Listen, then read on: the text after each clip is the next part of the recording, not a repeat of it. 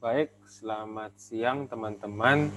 Perkenalkan, nama saya Samuel Juarsa dari jurusan Hubungan Internasional Angkatan 2020 dari kelas reguler B. Nomor induk mahasiswa saya adalah 011432000062. Hari ini saya sebagai PIC 1 dari kelompok 5 Tech Skill akan membahas dan menjelaskan bagaimana cara membuat Google Forms untuk kuesioner-kuesioner. Nah, hal pertama yang harus kita lakukan adalah kita harus bisa masuk ke desktop ini. Cara masuk ke desktopnya adalah kita search di Google atau search di link ini. Kita tinggal search Google Forms. Nah, kemudian setelah kita search, kita pilih ini. Pilih yang pribadi, buka Google Formulir, kemudian klik yang blank. Nah, setelah kalian masuk, berarti kalian sudah berhasil masuk ke desktop awal. Langkah pertama adalah kalian harus mengisi bagian ini sebagai heading atau sebagai judul utama. Contoh, nah, kemudian untuk form description ini juga sendiri adalah caption. Dan ini hanya opsional, jika ingin diisi silahkan diisi, jika tidak perlu ya tidak usah diisi. Kemudian untuk untitled question, bagian ini adalah bagian untuk mengisi pertanyaan-pertanyaan yang ingin ditujukan. Contoh hasil dari kuesioner yang sudah saya buat atau dari Google Formulir yang sudah saya buat adalah seperti itu, demikian. Seperti ini.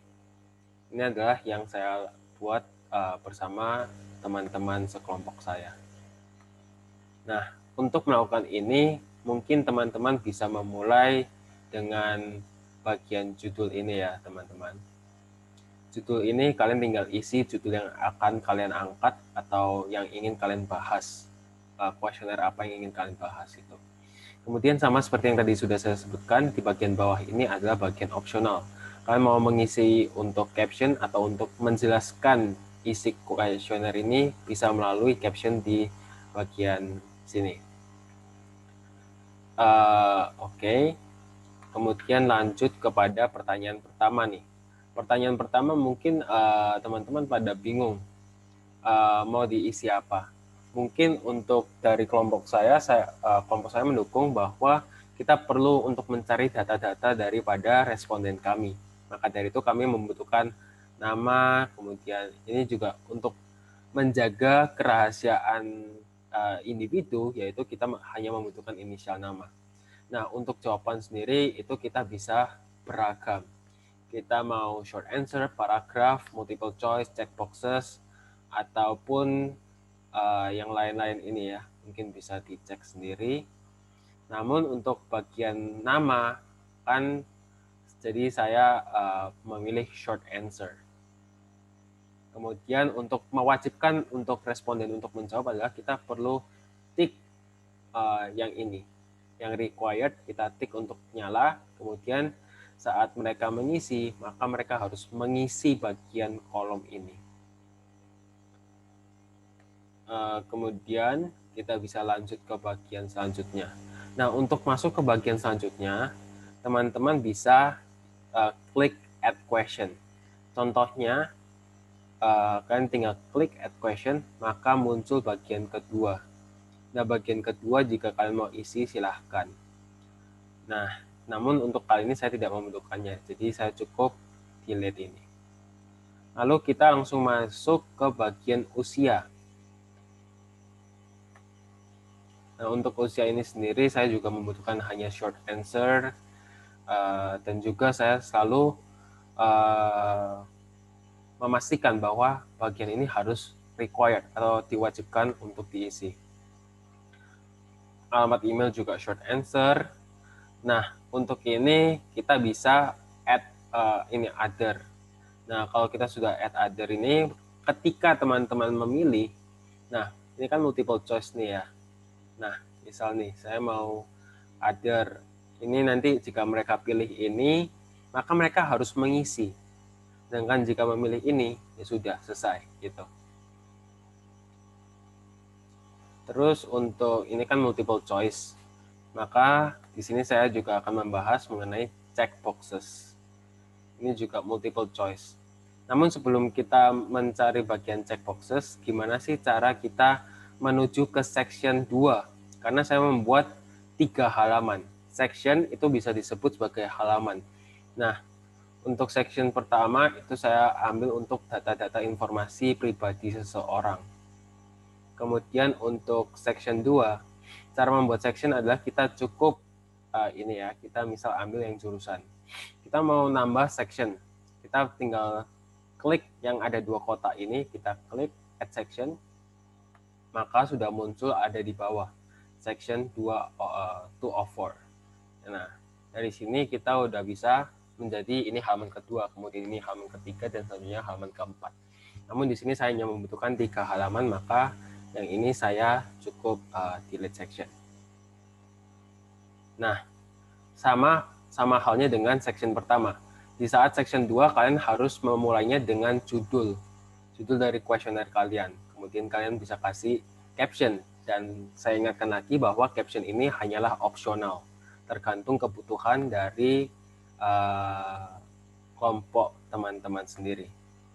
Nah, saat saya memberikan pertanyaan, itu bisa dikasih multiple choice nih, misal nih. Nah kan, ada pernah dan tidak pernah, kan multiple choice. Jika saya berikan add option atau tambahan, nah maka muncul pilihan ketiga. Namun di sini saya tidak membutuhkan karena saya hanya membutuhkan pernah dan tidak pernah, maka hanya 2 pilihan saja. Dan di sini saya juga tidak membutuhkan add other, maka saya biarkan saja begitu. Itu untuk multiple choice. Dan mengingat formulir ini harus diisi, maka saya harus mencentang ke arah required. Nah, untuk checkboxes ini sendiri, nah gimana checkboxes ini memperbolehkan responden untuk memilih lebih dari satu.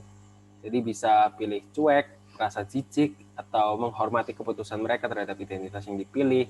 Itu kita bisa pilih sebanyak mungkin. Namun, jika kita ubah settingannya ini menjadi multiple choice, maka responden hanya bisa memilih satu. Tapi karena kebutuhan dari kelompok saya membutuhkan jawaban lebih dari satu, maka kami menggunakan checkboxes. Begini. Nah, lanjut untuk essay. Nah, untuk essay ini sendiri kita tetap mengisi pertanyaan. Kemudian di sini juga ada opsional kan, ada caption. Kita bisa kasih. Nah, untuk jawaban kita bisa pilih. Kalau short answer ya sudah short answer. Tapi kalau paragraf itu berarti kita bisa memberikan pendapat kita, mau berapa kalimat pun juga bisa. Begitu. Oke, lanjut. Kemudian saat ke section 3 dari 3, sama halnya dari section 2, kita harus klik 2 kotak ini untuk add section. Nah, kan muncul lagi. Nah, jadi dari sini saya tidak membutuhkan, jadi saya delete saja. Kemudian masuk ke section 3.3. Nah, untuk masuk sini kita tetap harus mengisi judul lagi, headingnya lagi. Kemudian kita kasih caption. Dan ini opsional. Nah, gimana sih dalam pertanyaan kita memberikan gambar nih? Cara kita kasih gambar adalah kita bisa upload. Nah, ini add image. Kita bisa add image, terus kita bisa upload, terus dari sini. Nah, nanti kita bisa ambil gambar apapun yang ada di komputer kita. Nah, ini kita bisa ambil terserah. Nah, oke, setelah itu sudah selesai. Maka saya close dan saya sudah memasukkan ini. Dan jangan lupa untuk menyertakan sumber dari gambar ini sendiri. Kemudian lanjut, pertanyaan lagi multiple choice sama seperti pada awalnya. Dan hingga selesai. Lantas apa yang harus kita lakukan setelah kita selesai?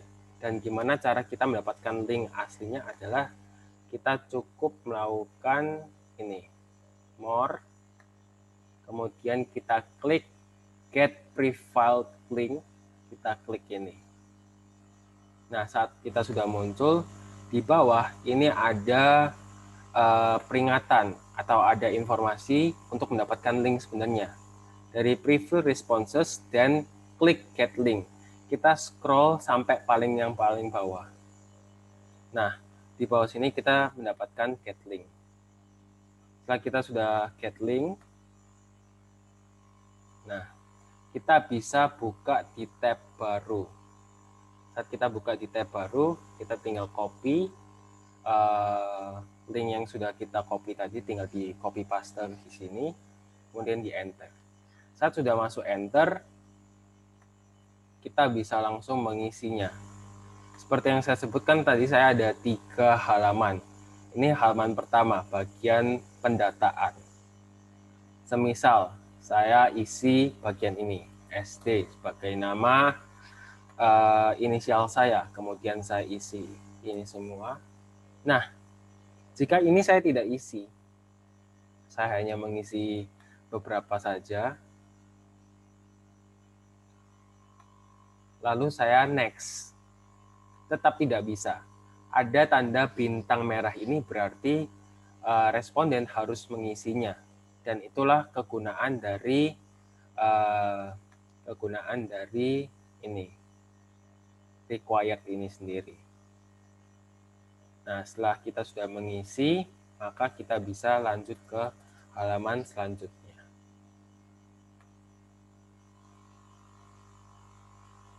Nah, kemudian ini masuk ke halaman kedua. Tinggal kita isi saja hingga nanti akhir di halaman ketiga dan sudah selesai. Saat mereka sudah selesai mengumpulkannya, maka akan kita dapatkan respons.